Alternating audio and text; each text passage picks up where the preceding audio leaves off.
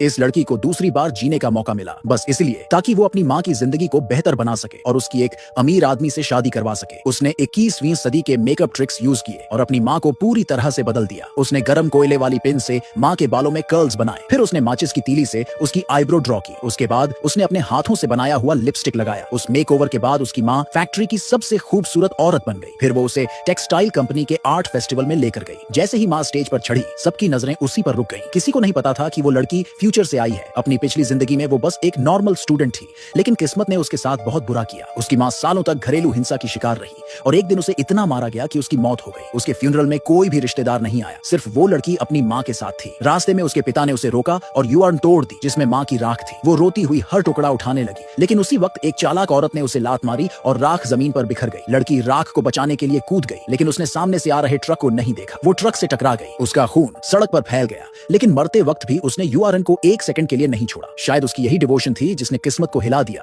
और उसे पास्ट में वापस भेज दिया। जब उसने आंखें खोली तो वो 80 के टाइम में थी, अपनी माँ के जवानी के टाइम के बेड पर लेटी थी। अभी वो कुछ समझ पाती। उसकी माँ कमरे में आई। दोनों ने एक दूसरे को हैरानी से देखा। लड़की ने कुछ नहीं छुपाया, सब कुछ बता दिया, अपनी पूरी पिछली जिंदगी। बट माँ ने उस पर यकीन नहीं किया। तभी वो ईविल सौतेली औरत अचानक कमरे में घुसी और बोली कि माँ को जाकर खाना बनाना चाहिए। लड़की ने ठंडी आंखों से देखा और माँ के सामने आकर खड़ी हो गई। वो चालाक औरत भी पीछे नहीं हटी और लड़ाई में कूद पड़ी। तीनों एक बड़ी कैओटिक लड़ाई में उलझ गई। लड़की ने सौतेली माँ के बाल पकड़कर खींचे और वो औरत गरम चिमटा उठाकर हमला करने वाली थी, लेकिन लड़की तेज निकली। उसने उसके ऊपर उबलता हुआ पानी फेंक दिया। सौतेली माँ और उसकी बेटी दर्द से चिल्लाते हुए भाग गई, अपना चेहरा छुपाते हुए। माँ को आखिरकार अपनी बेटी की बातों पर यकीन हो गया, लेकिन जो हुआ उसके बाद उसने फिर से लड़की का दिल तोड़ दिया। अगले दिन जैसे ही लड़की घर से बाहर गई, कुछ आदमी जबरदस्ती उसकी माँ को एक शादी के पालकी में बिठा ले गए। वो फिर से उस शैतान से उसकी शादी करवाना चाहते थे। लड़की पूरी ताकत से भागी, लेकिन जब पहुंची तो देर हो चुकी थी। कुछ आदमी उसे जमीन पर पकड़कर बैठा चुके थे और उसकी आंखों के सामने उसकी माँ को जबरदस्ती किस्मत के अंधेरे में घसीटा जा रहा था। लड़की ने जोर लगाकर खुद को छुड़ाया